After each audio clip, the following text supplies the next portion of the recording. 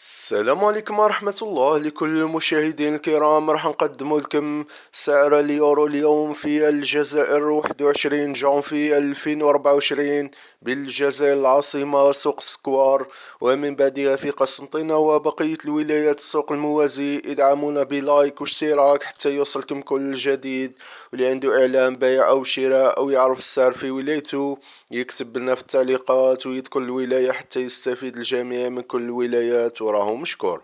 نبداو بالاسعار في سوق سكوار بالجزائر العاصمة، وما تنساوش ادعمونا بلايك، واللي يحب التوقعات ادخلوا القناة تلقاو التوقعات الايام القليلة القادمة حتى فيفري 2024. بالنسبة اللي يحب يبيع ويشري في قسنطينة، رقم الهاتف في التعليقات. دال 100 أورو 2,370. في سوق سكوار يوصل 2,375 للمبالغ الكبيرة 5,000 أورو فما فوق. أما البيع يبيعلك 100 أورو 2,390. أما في قسنطينة والشلف وبقية الولايات كاين بعض الاختلاف الطفيف، راح نخبروكم بالأسعار في نهاية الفيديو مع بعض المعلومات. تابعونا الأخيرة ودعمونا بلايك. الدولار الامريكي دال اليوم 2,180. اما البيع يبيعلك 100 دولار امريكي 2,200.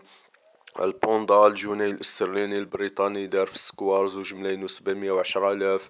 اما البيع يبيعلك ب2,740، يوصل لل50 للمبالغ الكبيرة 5,000 باوند فما فوق. اما بالنسبة للدولار الكندي دار 1,580 في الشراء. اما البيع يبيعلك 100 دولار كندي 1,600، يوصل 1,620 للمبالغ الكبيرة.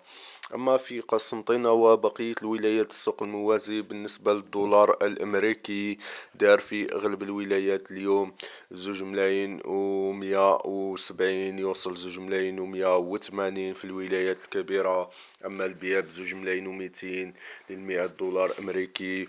أما سعر 100 أورو من المتوقع يرتفع في هذا الأسبوع مع منتصف هذا الأسبوع إلى نهاية الأسبوع. دار في أغلب الولايات السعر الأكثر تداولا 2,360 65، يوصل ل70 المبالغ الكبيرة. أما البيع ب2,390.